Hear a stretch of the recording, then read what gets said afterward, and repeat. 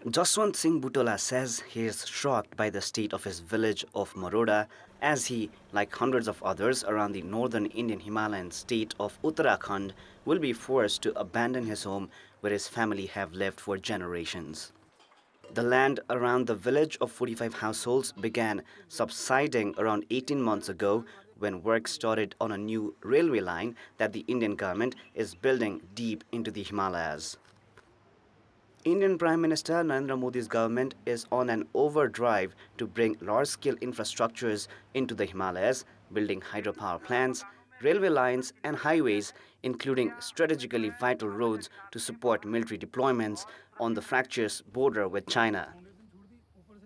But some of these projects, located in unstable mountainsides once covered by glaciers, are unsettling the delicate ecological balance in the Himalayas and triggering landslides, flash floods, and now the destruction of settlements. The focus in recent weeks has been on Josimath, about 100 kilometers north of Maroda, where over 850 buildings have developed cracks and some completely crumbled since early January, forcing more than 900 people out of their homes. So the youth and the local people over here, we definitely need development, but we need sustainable development. We don't need a development that is not in accordance with our customs, not in accordance with our future, not in accordance with our dreams and perspectives. Around the town, the government's largest power producer, the National Thermal Power Plant, did not conduct relevant studies before digging a tunnel for its 520-megawatt hydropower plant, according to two experts involved in the initial planning for the project. State authorities last year noted that there was also improper drainage throughout Josimath, which resulted in rainwater and wastewater seeping into the mountain and cavities forming from the removal of soil. My daughter was born here. She studied in the educational institutions here.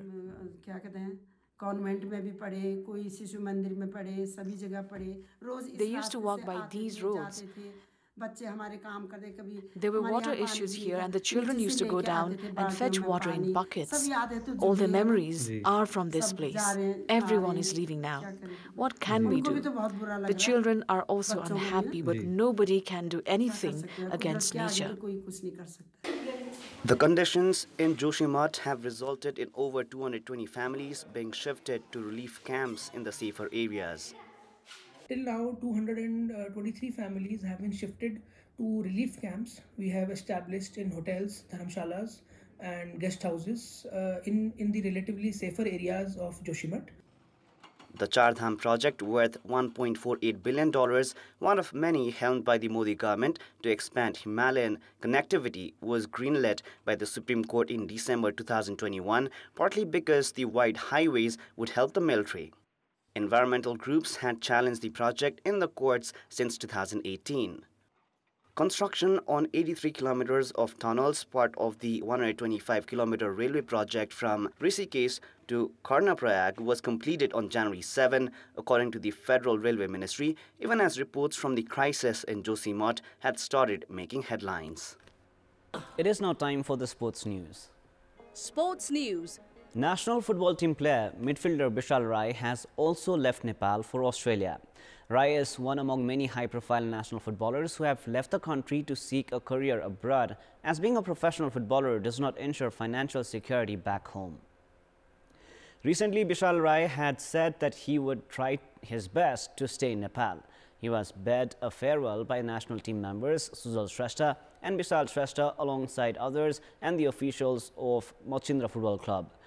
Goalkeeper Bishal Shrestha and midfielder Bishal Rai had started their career as footballers together. Shrestha has said that Rai's departure because of lack of financial security for footballers in the country spoke volume of the sorry plight of footballers in Nepal. More than 35 footballers have already left Nepal, while most of them have departed for Australia. Bishal had won the Martyrs Memorial A Division League from Manang Marsyangdi Club and Machindra. He had played for Machindra in the previous season of the domestic top flight, where they were crowned the champions.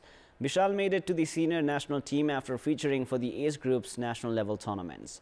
He had made his senior debut for Nepal in the internationals in the friendly against India in August 2015. That is all for the moment. Our next English bulletin is at 10:30 tonight. Thank you for staying with us. Goodbye for now.